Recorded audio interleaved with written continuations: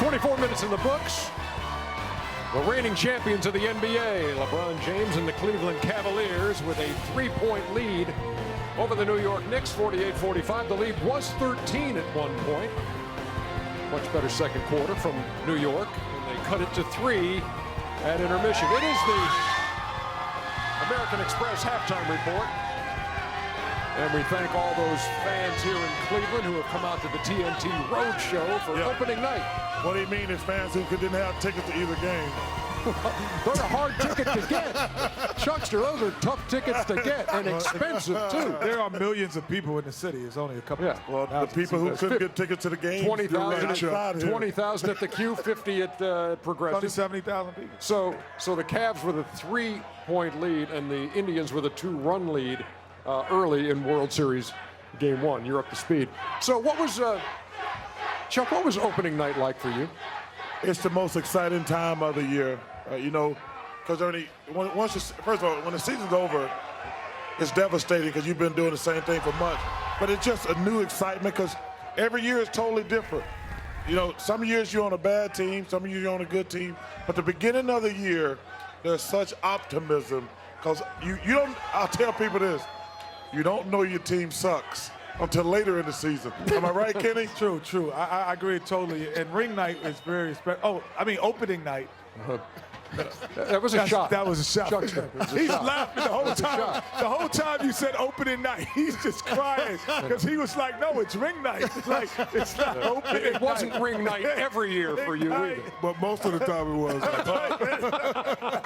Oh, man. But no, I think the one thing that, especially if you're obviously Cleveland, you know your identity. You know who you are. You know what got you a championship. But for me, what caught my eyes is like what the Knicks fans should be looking for. And the one thing is that the separation is one guy. You know, they had Porzingis, they had Carmelo, you know, Derrick Rose. You know, and when he gets to this point right here, freeze it. Does he have the ability to explode by people and get to the rim? And this is what you're looking for. And yes, tonight he has the ability to keep exploding and go by people. And that will be a difference maker if the New York Knicks can get easy baskets and not rely on a triangle or anything else. Freeze it again. Can you? Here it is. There's 4 guys in front of him, really. Can they help come? Can he blow by the defense, as we see, and get to the rim? Will be the difference if Derrick Rose, this is the Derrick Rose that they're hoping that can continue for a long stint. His 12 points, 6 of 10 shooting, but those 4 shots that he's missing is pretty much perimeter.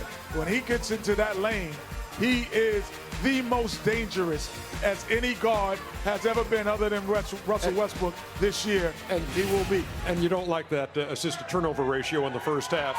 4 turnovers, 1 assist for Rose. So Kenny points out, you got Rose, you got Noah new to that mix. You got Melo, who had 13 points in the first half. You also got Kristaps Porzingis in his second year now. Second year, pretty good first year. The key is if he can remain healthy. You know, he does a lot of good things well for a big guy. You know, he's very active, always around the basket. Right here, you know, just tip it.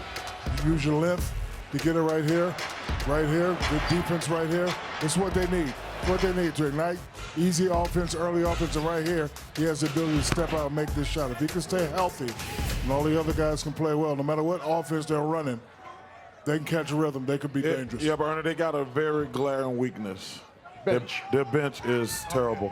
And they're going to have to make a decision. It wouldn't surprise me at some point if they didn't start bringing Porzingis off the bench. Why Porzingis?